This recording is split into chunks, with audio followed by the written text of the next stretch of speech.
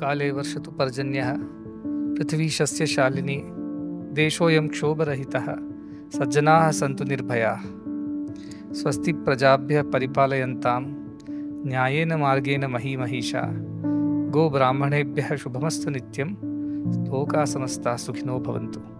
ఈ శాంతి మంత్రం అందరి క్షేమం కోసం చేసే ప్రార్థన. లోకా సమస్తా సుఖినో భవంతు. కానీ అందరి క్షేమాన్ని ఎలా సాధించగలం? ఈ ప్రార్థనలో ముందు దాన్నే చెప్పుకొచ్చారు.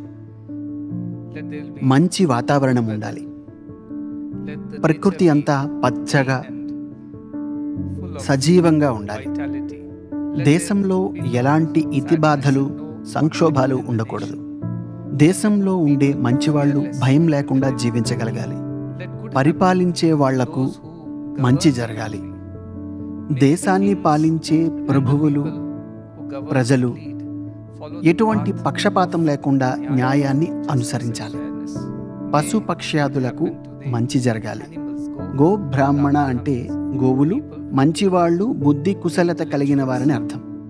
ప్రజలు బాగుంటేనే దేశం బాగుంటుంది. గురజాడ ఇలా అన్నారు: దేశమంటే మట్టి కాదు, దేశమంటే మనుషులోయి. ప్రజాస్వామ్యం అంటేనే ప్రజలు. ప్రజలు మంచివాళ్లైతే దేశాన్ని చక్కగా తిరుగులేని విధంగా తయారు చేయొచ్చు.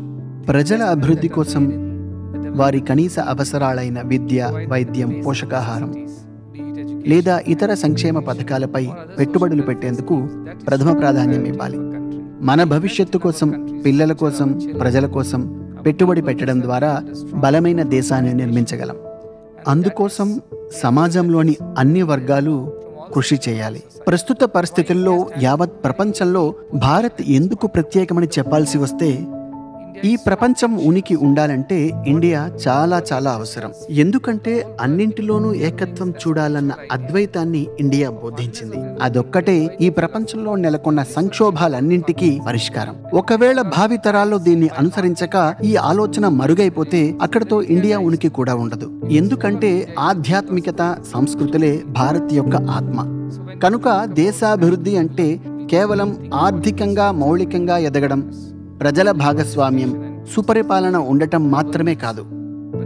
ఆ దేశ ప్రజలు ఎల్లవేళలా ఆ దేశం విలువలకు కట్టుబడి ఉండటం. ఇక మన దేశం విలువల విషయానికి వస్తే అందరి సంక్షేమాన్ని కోరుకోవటం, అందుకోసం పనిచేయడం, ఇదే మన దేశానికి ఉన్న ప్రత్యేకత. ఇలాంటి ఫిలాసఫీ ప్రపంచంలో మరే దేశానికి లేదు. ఏ ఒక్కరూ ఆకలితో నిద్రపోకూడదు, ఏ ఒక్కరూ నిరక్షరాస్యులుగా ఉండకూడదు, కనీస వైద్యం అందకుండా ఎవరూ బాధపడకూడదు, ఏ ఒక్కరూ పక్షపాతానికి గురి కాకూడదు. అలాంటి దేశాన్ని నేను కోరుకుంటున్నాను. అలాంటి దేశాన్ని మనం నిర్మించాలి.